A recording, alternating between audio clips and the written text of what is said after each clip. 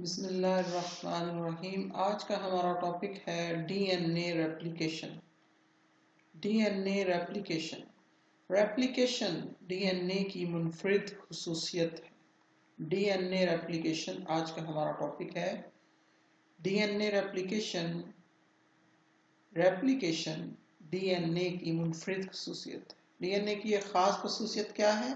Replication.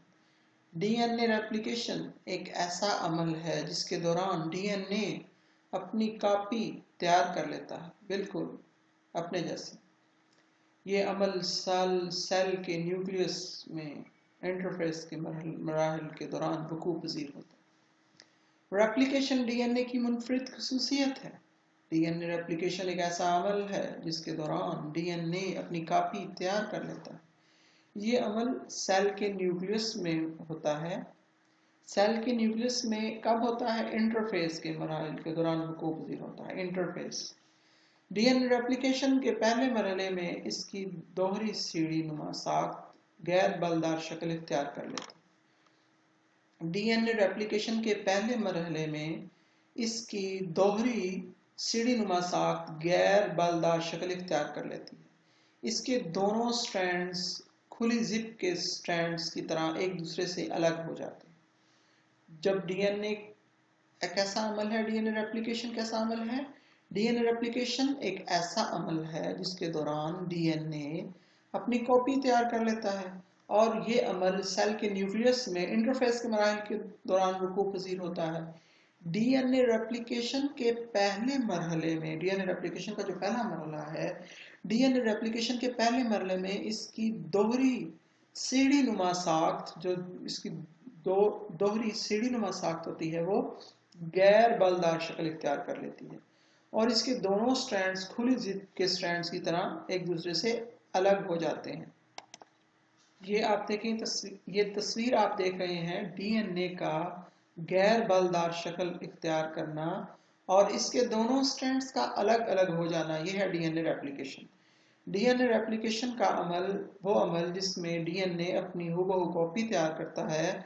ऐसा अमल जो cell के न्यूक्लियस में इंटरफेस के मराहल के दौरान तय पाता है, उसमें जो डीएनए की बलदार शक्ल है वो गैर बलदार शक्ल में तब्दील हो जाती है और उसकी दोनों स्ट्रैंड्स एक खुली जिप की तरह खुल जाती हैं। दूसरे मरहले, ये तो था पहला मरहला जो मैंने आपको बताया। दूसरे मरहले में डीएनए का हर स्ट्रैंड नए न्यूक्लियोटाइड्स के इस्तेमाल से अपनी हूबहू साख्त कॉपी तैयार कर लेता है। इस तरह एक डबल स्ट्रैंड डीएनए मॉलिक्यूल अपनी कॉपी तैयार करके दो डॉटर डीएनए मॉलिक्यूल्स बना देता है। इसी तरह एक डबल स्ट्रैंड डीएनए मॉलिक्यूल अपनी कॉपी तैयार करके दो डॉटर डीएनए मॉलिक्यूल्स बना देता है।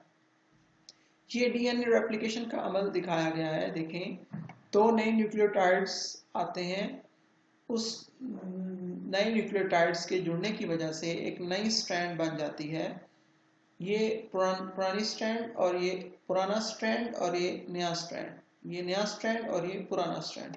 इस तरीके से एक डीएनए अपनी हूबहू कॉपियां तैयार कर लेता है। ये थी डीएनए रेप्लिकेशन।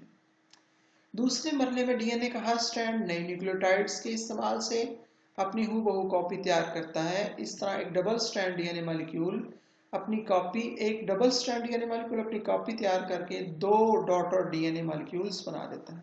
बिल्कुल इसी तरह एक डबल स्ट्रैंड डीएनए अपनी कॉपीज बनाकर दो डॉटर डीएनए बना देता है। यह था हमारा आज का टॉपिक, डीएनए रेप्लिकेशन।